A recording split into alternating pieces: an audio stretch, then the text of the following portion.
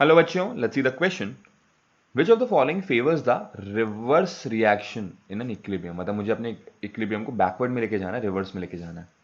तो सर बात सुनिए, बहुत ही सिंपल सा लॉजिक होता है। अगर हम बात करें कि कोई भी मेरी रिएक्शन है ए प्लस बी और वो इक्विलिब्रियम में किसके साथ, सी प्लस डी। ठीक है, आपको पता है ये होते हैं मेरे रिएक्टेंट्स, ये होते हैं मेरे प्रोडक्ट्स। सर एक छोटी सी बात याद रखेंगे कि मेरे तीन कंडीशंस होती हैं। सबसे पहली एक होती है कि अगर मेरा क्यूसी रिएक्शन क्वेश्चन जो होता है वो केसी से छोटा है।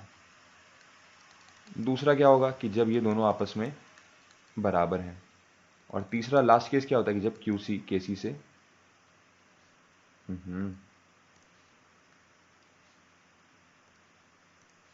जब क्यूसी केसी से बड़ा हो। जब क्यूसी छोटा होता है तो मेरा रिएक्शन प्रोसीड करेगा फॉरवर्ड में। जब क्यूसी बड़ा होता है केसी से तो मेरा रिएक्शन प्रोसीड करता है बैकवर्ड में। और जब ये केसी और क्यूसी बराबर होता है तो इसका मतलब sir equilibrium is reached, equilibrium आ चुका है, मेरा मिशन अकम्प्लिश हो गया। चलिए अब हम बात करें क्यूसी की। तो सर क्यूसी क्या होता है, क्यूसी होता है मेरा एक्टिव मास ऑफ प्रोडक्ट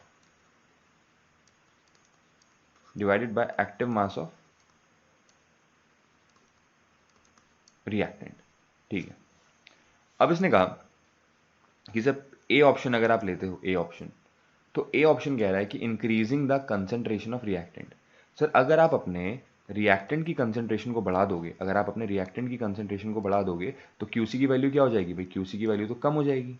और अगर क्यूसी की वैल्यू कम हो गई, क्यूसी की वैल्यू अगर कम हो गई तो ये कौन सा केस है, ये तो फर्स्ट केस है। फर्स्ट केस मतलब मेरा रिएक्शन जाएगा फॉरवर्ड डायरेक्शन में। और आप क्या करना चाहते हो सर, हम तो रिवर्स करना चाहते हैं, हम तो बैकवर्ड ले जाना चाहते हैं। तो सर ऑप्शन ए तो नहीं हो सकता। अगला इसने बोला कि removal of at least one of the product at regular interval. तो इसने कहा कि भाई अगर आप अपने किसी भी एक प्रोडक्ट को रेगुलर इंटरवल में रिमूव करोगे, निकालते रहोगे, तो क्या होगा। सर अगर मैं अपने प्रोडक्ट की कंसेंट्रेशन कम कर रहा हूँ, अगर मैं अपने प्रोडक्ट की कंसेंट्रेशन कम कर रहा हूँ तो क्या होगा। सर अगर आप अपने प्रोडक्ट की कंसेंट्रेशन कम कर रहे हो तो सर मेरा क्यूसी वापस से क्या हो रहा है, वापस से मेरा क्यूसी कम हो रहा है। तो ऊपर वाली वैल्यू अगर कम हो रही है, सर क्यूसी कम हो रहा है, तो मेरा क्या होगा, पहले वाली कंडीशन होगी। और पहले वाली कंडीशन होगी तो रिएक्शन कहाँ जाएगा, वापस से फॉरवर्ड में। तो सर ऑप्शन बी भी मेरा सही जवाब नहीं है। ठीक है, अब हम देखेंगे सर अपना ऑप्शन सी। ऑप्शन सी कह रहा है कि increasing the concentration of one और मोर प्रोडक्ट। सर अपने प्रोडक्ट की कंसेंट्रेशन बढ़ा दीजिए। अगर आप अपने प्रोडक्ट की कंसेंट्रेशन बढ़ाते हो तो सर मेरा क्यूसी की वैल्यू क्या हो रही है, बढ़ रही है। सर मेरे क्यूसी की वैल्यू इंक्रीज हो रही है। और अगर मेरा क्यूसी बढ़ रहा है तो ये कौन सा कंडीशन हो गया, सर ये तो हो गया मेरा थर्ड वाला कंडीशन। और थर्ड कंडीशन क्या कहता है, थर्ड कंडीशन कहता है कि मेरा रिएक्शन जाएगा बैकवर्ड, या फिर इनकी भाषा में बोलें, क्वेश्चन की भाषा में, रिवर्स डायरेक्शन। ठीक है, रिवर्स डायरेक्शन। तो सर यही तो मेरा मोटो था कि मुझे अपनी रिएक्शन को रिवर्स लेके जाना था। तो sir option D is the right choice. ठीक है ना, ऑप्शन डी आप, sorry option C is the right choice. Option C आपका आंसर होना चाहिए। और अगर हम ऑप्शन डी के बारे में बात करें, ये कह रहा है इंक्रीजिंग द प्रेशर। तो सर प्रेशर को इंक्रीज करने पर जहां पर नंबर ऑफ मोल्स कम होते हैं,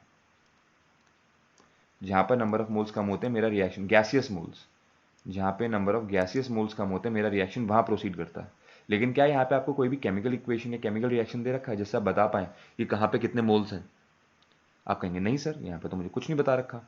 तो सर इसके बारे में हम क्या कर देंगे, नो कमेंट्स। ठीक है ना, ये एक सटीक जवाब नहीं है, क्योंकि इसके लिए मुझे रिएक्शन पता होनी चाहिए कि रिएक्टेंट में कितने मोल्स हैं, प्रोडक्ट में कितने मोल्स हैं। तो सर इसका जो सबसे सही आंसर होगा वो होगा option C, increasing the concentration of one और मोर प्रोडक्ट। अगर आप अपने प्रोडक्ट की कंसेंट्रेशन बढ़ाएंगे तो मेरा क्यूसी क्या हो गया, बढ़ जाएगा। और मेरा रिएक्शन डिसबैलेंस हो गया, और इसको वापस से बैलेंस करने के लिए मेरा रिएक्शन कहाँ शिफ्ट हो जाएगा, पीछे, बैकवर्ड। तो thank you and all the very best.